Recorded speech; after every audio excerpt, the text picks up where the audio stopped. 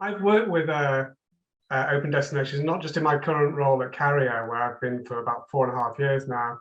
I was previously at Travel Counsellors, which Manuel referred to as well. And it was there that I first came across open destinations. And it was really for the traditional product data management roles that we used them for back then. I'm not sure whether you're still working with them or not. I joined Carrier 4.5 years ago, as I mentioned, and Carrier is a very traditional tour operator. Used to be very brochure driven. We don't create brochures now. We did our best to load as much product as possible, hotel products I'm talking about here, into systems, but still retain that very, very traditional tour operator model. So it was a tour operator curating product, selling in predominantly through travel agents, a little bit of B2C.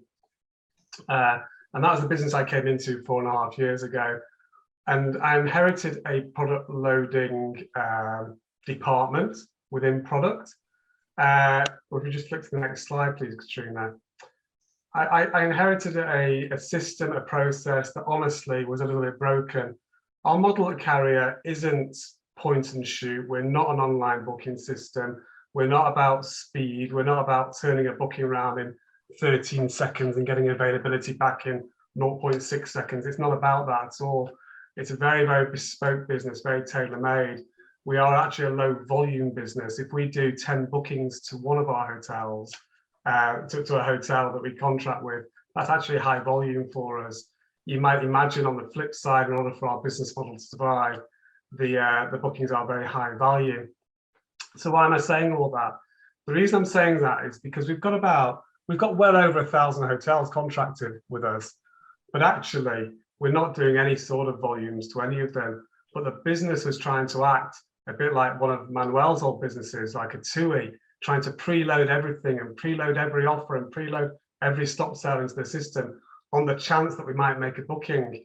When I came in, I just looked at this and thought, this is the wrong approach.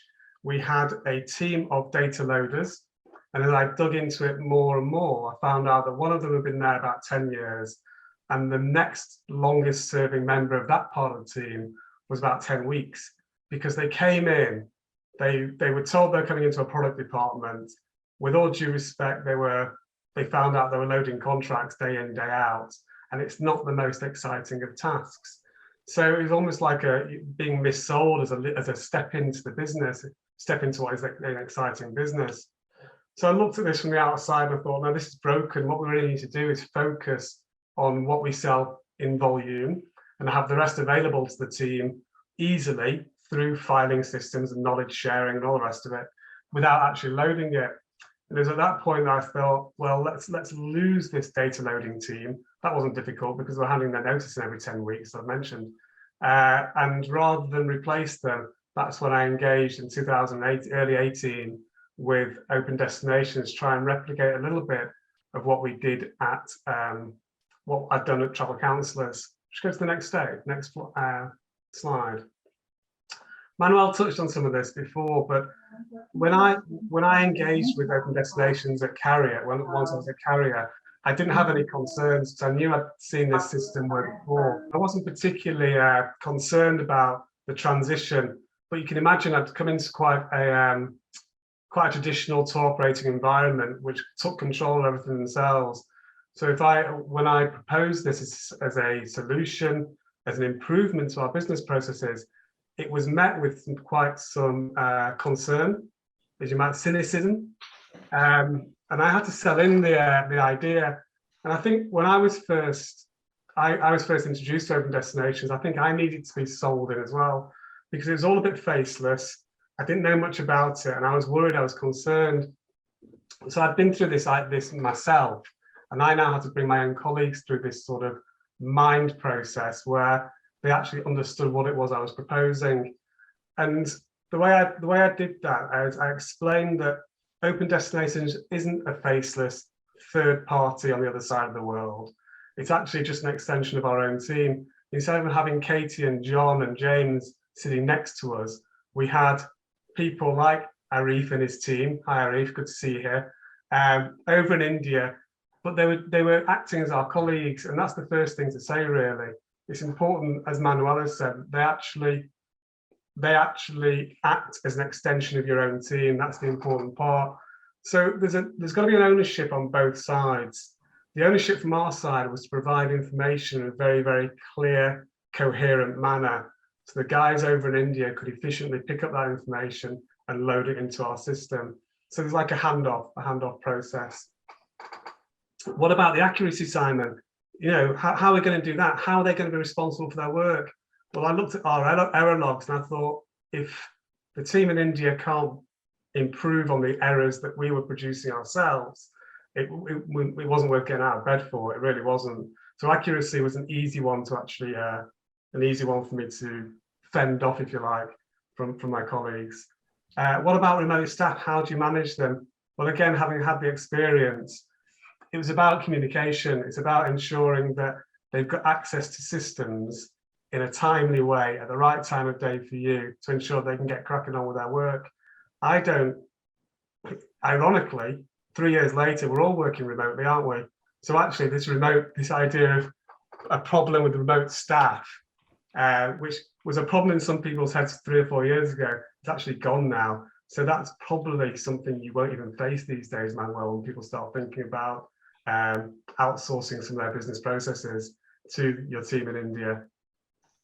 The management of staff, this is about communication. It's not about management, it's about guidance, it's about leadership. And what I did at the outset was really to ensure that we had a single point of contact at Carrier liaising with the team in India. So they knew who to go to, much like a line manager or a supervisor. So it's creating those lines of communication. So so this process becomes as slick as possible. And that was the way I kind of approached the concerns of my colleagues, because it was alien. The idea was alien to my colleagues at Carrier. It wasn't alien to me, but it was alien to my colleagues at Carrier. I need to overcome those concerns before we could even get the ball rolling. If you flick over to the next slide, please, Katrina. So I guess 4 years on, what do we look at? We look at the success of the relationship.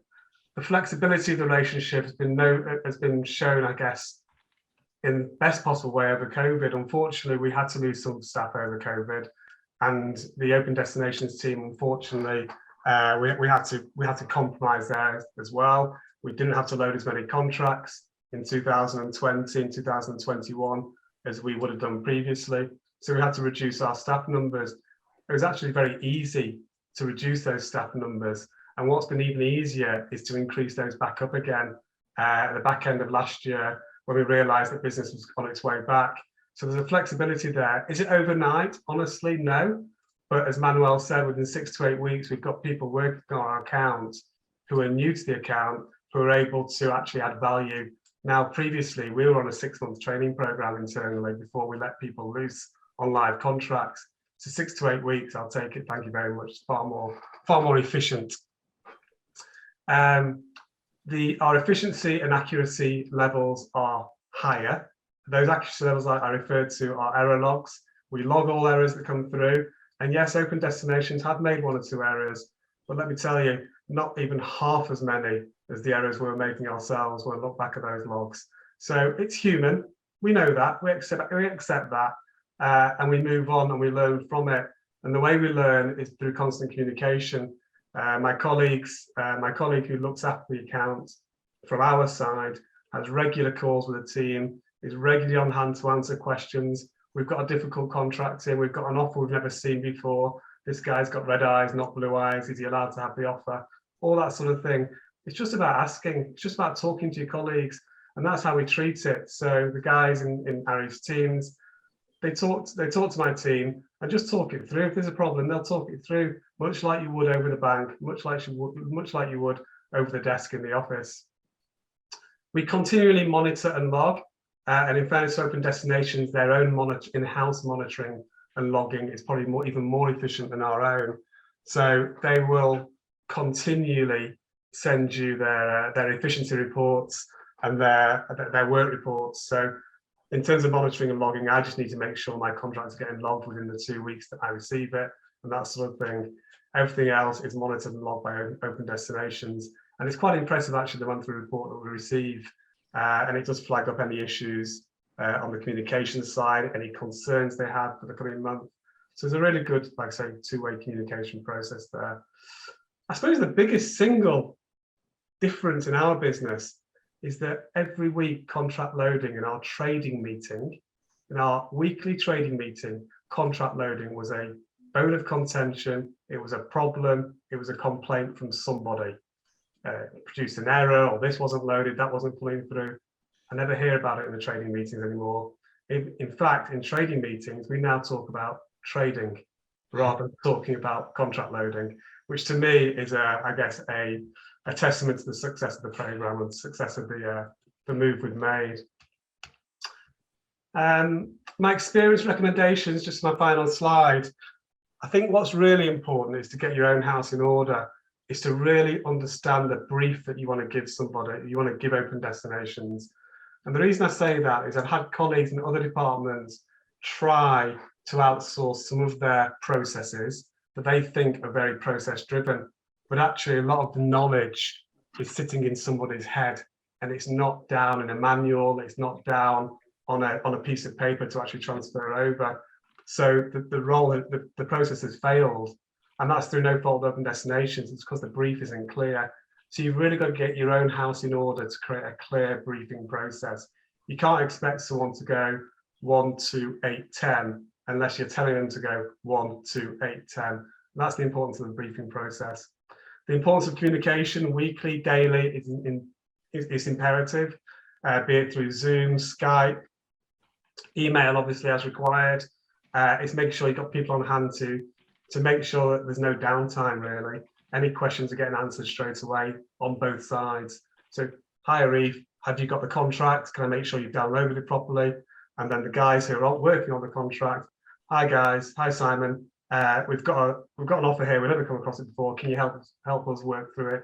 And it's having someone on hand to actually deal with those inquiries as they come in, deal with that communication as it comes in. The internal ownership is really important. I do refer to we when we're talking about data loading. I don't refer to they in India. This is all part of our team, and Manuel referred to that earlier on. It sounds cliche, it sounds a bit twee. It's actually really important because you don't get this blame culture then. You don't get this, they did this wrong, or it was them over there that made the mistake. It's irrelevant. Mistakes been made, you move on. We're all one team, and that's how we deal with it internally. Ongoing training and development. I know the team, obviously, as new members come in, there's training and development going on for them, but we do try and have refresher sessions as well. It maybe there's a certain type of offer, maybe there's a certain type of contract they need refresher training on, or they don't come across very often. So my in-house expert will often do little sessions just to keep it fresh and keep it interesting and keep them knowledgeable on the latest developments in our own system that we use. And as I said, treat Open Destinations as an extension of your own team. That's my biggest single recommendation. Treat them as though they're on the other side of your desk, like your own data loading team. To be fair, that's what they are. And that's all. That's all from me. I hope that's given you a bit of an insight. It is traditional product data management.